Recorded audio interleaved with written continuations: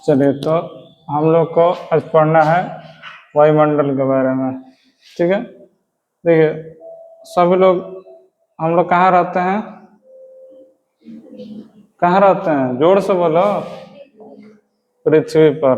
तो जैसे देखिए कल बताए थे, एक तरीके सेटिंग लेट से काम कर रहा है। चलिए, तो ये क्या है? Suppose that earth. क्या है? सपोज दैट अर्थ नहीं, अर्थ मतलब मान लीजिए कि ये क्या है? अर्थ है। समझ में आ रहा ना? तो ये इसके चारों ओर बताए ना कि इसके चारों ओर एक आवरण बना हुआ है। क्या बना हुआ है? आवरण। किसका? हवा का। किसका? देखिए, पृथ्वी के चारों ओर स्थित गैसीय आवरण जो पृथ्वी की गुरुत्वाकर्षण शक्ति के कारण उससे जुड़ा हुआ है, वायुमंडल कहलाता है। मतलब पृथ्वी के चारों ओर जो भी गैसीय आवरण है, ठीक है, तो वो इसके गुरुत्वाकर्षण बल के कारण पृथ्वी से जुड़ा हुआ है, उसे हम क्या बोलते हैं? वायुमंडल। क्या बोलते हैं? वायुमंडल। देखिए, अब कह रहा है कि नासा के एक अध्ययन के अनुसार वायुमंडल पृथ्वी की सतह से 80,000 किलोमीटर की ऊंचाई तक विस्तृत है। मतलब इसकी ऊंचाई अर्थ से, देखिए ये अलग अलग ऊंचाई होता है। यहाँ से सबसे ज्यादा ऊंचाई होता है, यहाँ सबसे ज्यादा ऊंचाई होता है, और दोनों ध्रुवों पर इसकी ऊंचाई क्या हो जाती है? कम हो जाती है। क्या हो जाती है? कम हो जाती है। लेकिन इसको ऑन एन एवरेज बताया गया है कि 80,000 किलोमीटर तक इसकी ऊंचाई है। अब देखिए, अब कह रहा है कि यह अनुमानित किया जाता है कि वायुमंडल के कुल भार का 97% भाग पृथ्वी के सतह से 29 किलोमीटर तक की ऊंचाई तक स्थित है। मतलब उसका जितना भार है, मतलब सबसे ज्यादा जो भारी गैसेज हैं वो कहाँ है? नीचे हैं। अच्छा, आप लोग भूत का कहानी सुना है ला? अभी आम का सीजन चल रहा है, चल रहा है ना? तो उसमें आप अक्सर देखिएगा कि लोग कहता है कि बागीचे में मत सोने जाना, नहीं तो उसमें जो है भूत दाब देगा, मर जाएगा। होता है ना?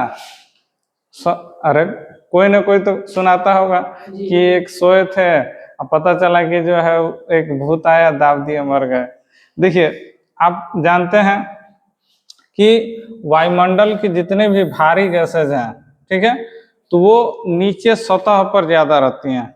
जैसे मान लेते हैं कि बागीचा है, तो बागीचे में क्या होता है कि वहां पे सारे पेड़ हैं, तो पेड़ रात में क्या करते हैं?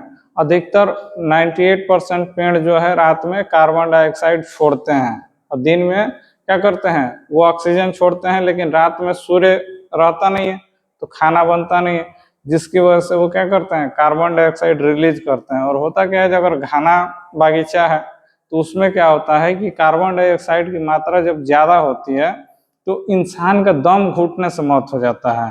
समझ में आ रहा ना? अब कोई भी जो है वहां पे तो पूरा एकदम फुल बेड लेके तो जाएगा नहीं, सोचता है कि पहले दरी बिछा के सो जाता था लो, या फिर जो है कुछ छोटा मोटा कंबल वगैरह इस टाइप का कुछ बिछा के सोता था लो। तो होता था क्या कि जितनी भी भारी गैसेज हैं वो सतह पे बैठने लगती थी, जिस कारण से इंसान का नींद में ही मौत हो जाता था।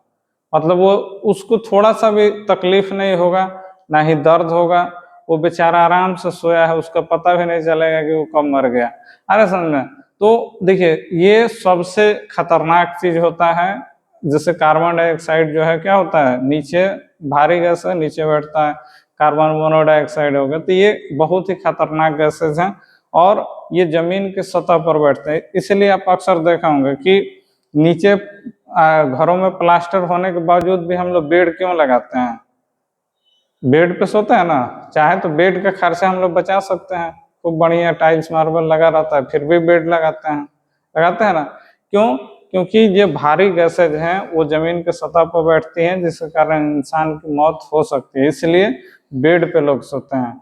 तो समझ में आ रहा है? तो हर चीज के पीछे का एक रीजन होता है। तो वही देखिए, तो वही कह रहा है कि पूरे वायुमंडल का जो 97% भाग है वो पृथ्वी के जो है 29 किलोमीटर तक ही है। मतलब एकदम नीचे ही ये उसके जो भारी गैसेज हैं वो उसके नीचे हैं। अब देखिए, अब आगे जो दिया हुआ है, तो वायुमंडल जो है किससे बना हुआ, तो कह रहे वायुमंडल गैस, जल वाष्प और धूल कणों से बना हुआ है।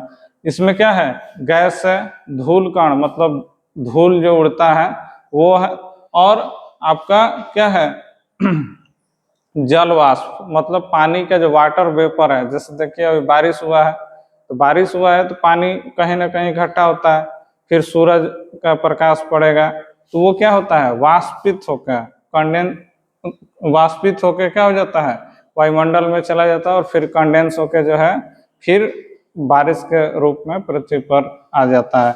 तो ये क्या है, ये हमारा जल वाष्प जो है वायुमंडल से ही हमको प्राप्त होता है। अब देखिए कह रहा है कि गैस है, तो वायुमंडल में कुल भार का 95% गैसें द्वारा बनाया जाता है, और कह रहा है कि आयतन के अनुसार शुष्क वायु में 78.08% नाइट्रोजन है।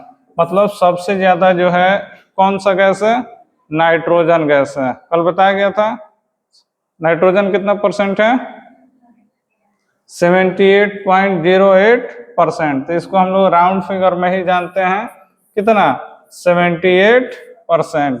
ये क्या है, नाइट्रोजन। क्या है, नाइट्रोजन। कौन गैस है, नाइट्रोजन। तो सबसे ज्यादा कौन सा वायुमंडल में सबसे ज्यादा गैस कौन है, नाइट्रोजन गैस। उसके बाद देखिए, उसके बाद 20.95% ऑक्सीजन है।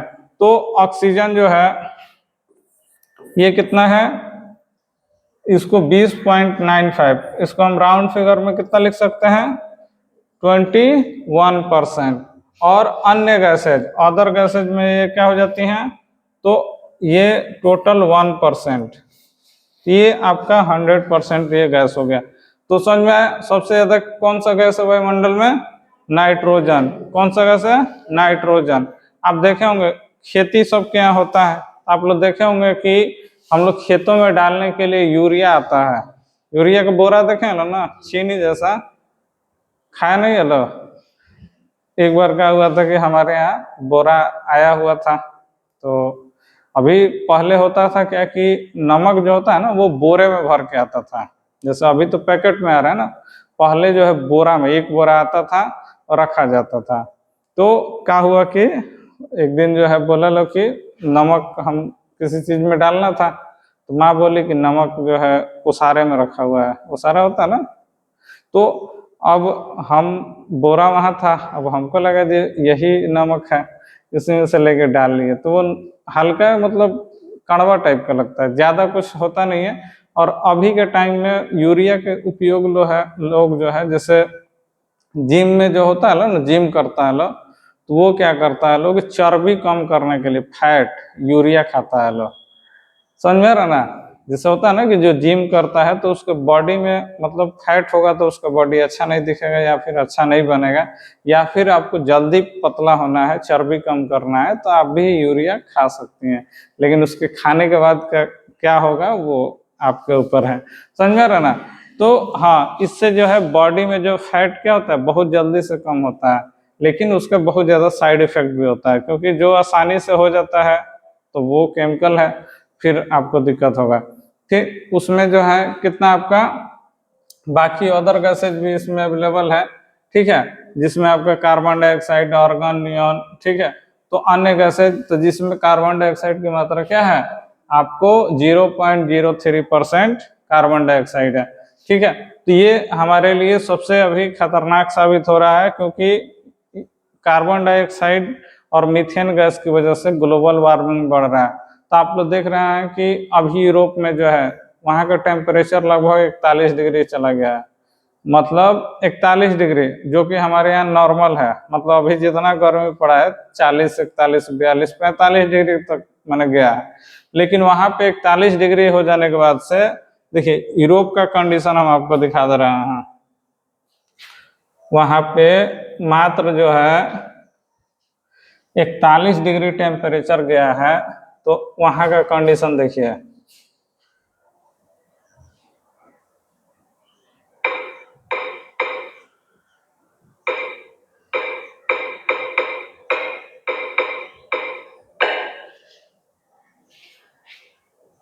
देखिए वहाँ का कंडीशन क्या कितना खतरनाक हो गया, मतलब वहाँ की गवर्नमेंट जो है स्प्रे कर रही है, मतलब वाटर कैनन जो होता है ना उसका स्प्रे कर रही है लोगों पे। उसके अलावा देखिए यहाँ पे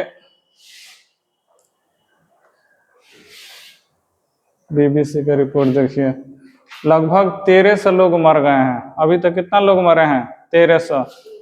ठीक है, अब आइए यहाँ इसका रिपोर्ट देख लीजिए। हम लोग का अभी कितना है, वहाँ का टेम्परेचर गया है 41.7 डिग्री सेल्सियस, मतलब हम लोग का जहाँ एवरेज टेम्परेचर होता है उतना में वो लोग जो है क्या हो गया है, वो पिघल गया है। ठीक है, एक तो ऐसे ही वो नांगा रहता है लो, अब और ही गर्मी के कारण हालत खराब हो गया है।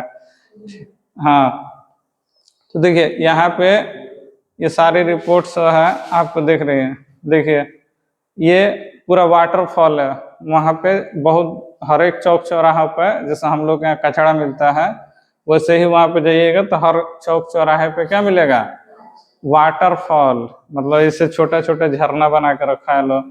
ठीक है, वो 100 पीस के लिए। अब देखो वहाँ पे सब जो है यहाँ पे नहा रहा है लोग दिन भर, समझ में आ रहा है ना, 41 डिग्री में।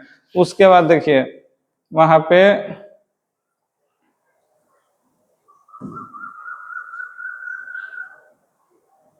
खुल जाओ। ठीक है, तो इसी तरीके से वहां पे हीट वेव की वजह से बहुत ज्यादा दिक्कत हो गया है।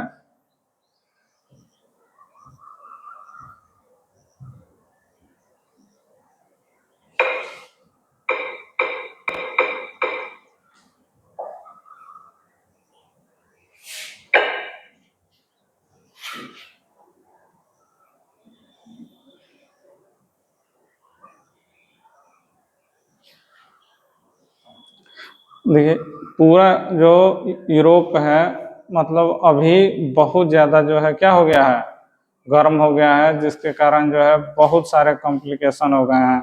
वहाँ के लोग जो है मर रहे हैं क्योंकि वहाँ का इंफ्रास्ट्रक्चर जो है, जैसे हम लोग का, अब देखिए हम लोग का है कि आदत है, मतलब यहाँ का टेम्परेचर हमेशा जो है 45-46 डिग्री तक जाते रहता है, लेकिन वहाँ गर्मी में मात्र 15 डिग्री टेम्परेचर जाता है। मतलब समझिए कि गर्मी जब होता है ना तो वहाँ का 15 डिग्री अगर टेम्परेचर हो गया,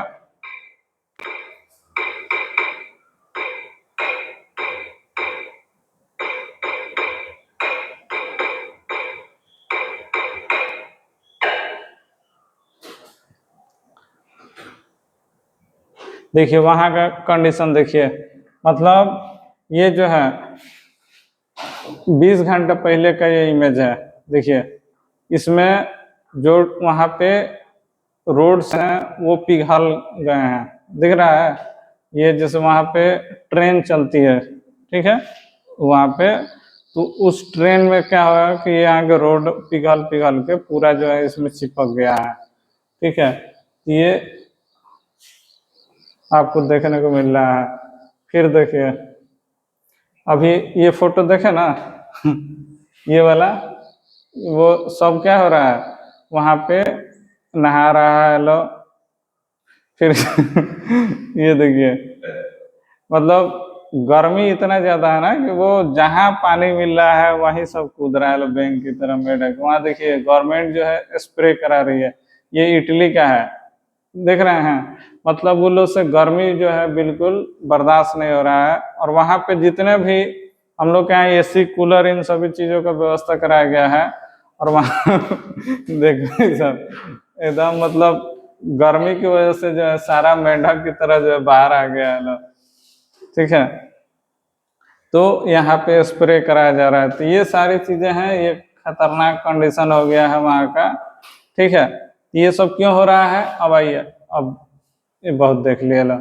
ठीक है, तो ये जो है ग्लोबल वार्मिंग की वजह से हो रहा है, जिसके कारण जो है इतना ज्यादा टेम्परेचर बढ़ गया है कि उन लोगों का हालत खराब हो गया। अब देखिए, तो हाँ, तो हम लोग कहाँ थे, यहाँ। ठीक है, तो क्लियर हो गया। तो वायुमंडल जो है हमारे जितने भी गैसेज हैं उनकी वजह से हमारा, अब आगे देखिए यहाँ पे इसकी संरचना बताई गई है। मैप बना के। हम कल बताया था ना कि मैप क्यों जरूरी है, जो भी चीजें आप बना रहे हैं तो उस बनाने के पीछे एक रीजन दिया हुआ है, हम आपको बताते हैं कि इसको बना लीजिए। अब देखिए पूरे अर्थ पे कितना है, नाइट्रोजन जो है कितना परसेंट है, 78%। दिख रहा है, मतलब सोच के देखिए, जो सबसे ज्यादा हमारे अर्थ पे क्या है, नाइट्रोजन। उसके बाद क्या है, ऑक्सीजन कितना है, 20.95%, जिसको हम लोग राउंड फिगर में कितना बोल देते हैं, 21%। ठीक है। अब देखिए, अब ये 1% है, ये कितना है, 1%। अब देखिए 1% में कौन कौन सा गैस है, आर्गन है, कौन गैस, आर्गन। ठीक है। फिर नियोन, कौन है, नियोन। ठीक है। उसके बाद से hydrogen, helium, krypton, carbon dioxide. यहाँ पे सारे गैसेज जो है आपको दिए गए हैं, तो आप चाहे तो इसको नोट भी कर सकते हैं। लो ठीक है। अब देखिए आगे जो है, इसमें हम लोग कल पढ़ाए थे वायुमंडल की परिभाषा, तो आप लोगों को लिखा दिया गया था, लिखाया गया था ना, वायुमंडल की परिभाषा लिखाया गया था ना। आगे देखिए वायुमंडल का संगठन और वायुमंडल की संरचना। तो ये इमेज जो है,